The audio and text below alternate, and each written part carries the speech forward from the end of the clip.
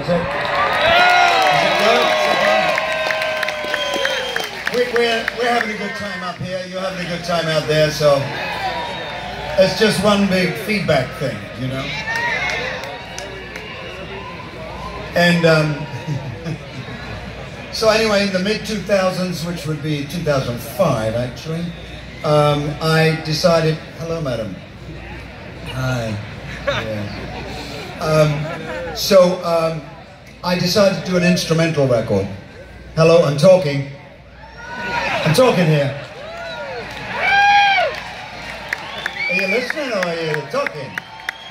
I don't know what you're doing. If you're talking, I'm talking, and then we're talking together, and then it cancels each other out. So anyway, so look, listen, okay? So I decided to do this instrumental album in 2005. It's called Fingerprints. Don't force it. If it's not there, don't force it. Okay, I'm over it. It's okay.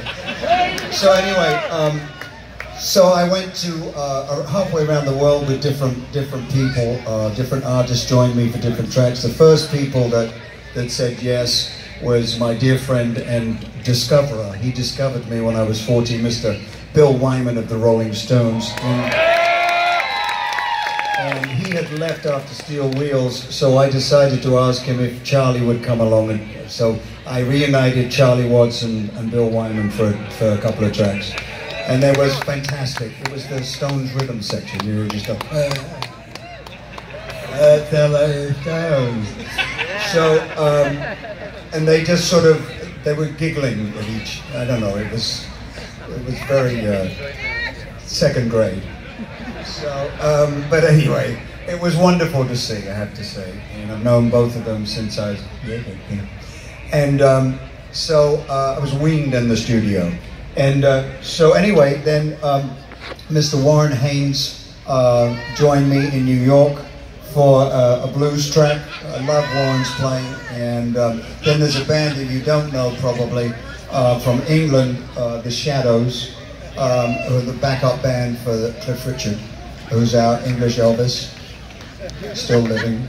And he, so the lead guitarist of that band, Hank Marvin, played a red Stratocaster, and I wanted him and his guitar. And when I was very young, like 9 or 10, and that's the reason why I started playing. And I got to know them over the years, and I asked them if we could write a track together. So I joined The Shadows for a whole 24-hour period.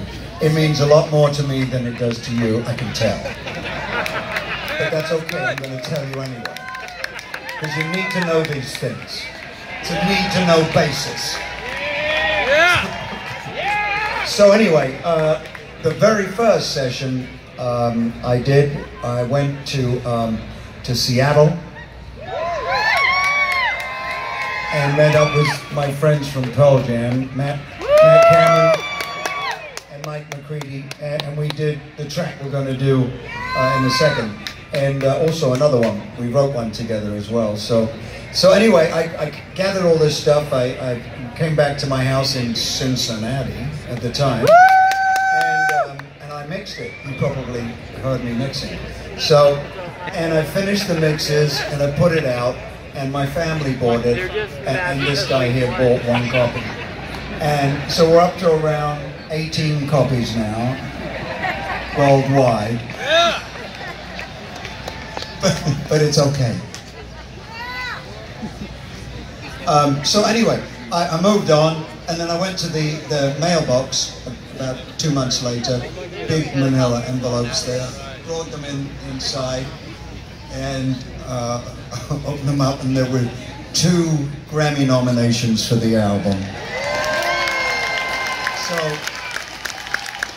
as my mother would say, you're playing your own damn trumpet again. But it's okay, it's a Grammy, for Christ's sake. So I went to Los Angeles because thinking, well, they've obviously got the wrong address. It's not for me, really. So I went there and had nothing written because I thought, I haven't got one before. Why would I get one now? They read my name out, Best Instrumental Album of the Year. So that was a big shocker for me. And I cried. Good tears. No. But anyway, so the second one was a nomination for this track that I had heard in '94 on the radio in my car, too loud, too fast, and I had to pull over, otherwise I'd kill somebody, because it was such a good track. And it was Soundgarden. And it was obviously Chris Cornell. I found out later and wrote it, and what an incredible talent he was. And when Chris heard the track that I did, which is a cover of one of his, he invited me to come and play it with him on stage with one of his solo gigs, and I did that. That was a huge honor, let me tell you. And so what we like to do every night is we sort of think about channeling Chris, you know, just think about him. Maybe you want to do the same as we play this. Just think of all the great stuff he did. Temple of the Dog, Audio Slave, Soundgarden, it just goes on, you know. So I like to dedicate this every night to Chris Cornell, his wife Vicky, and their 2 children.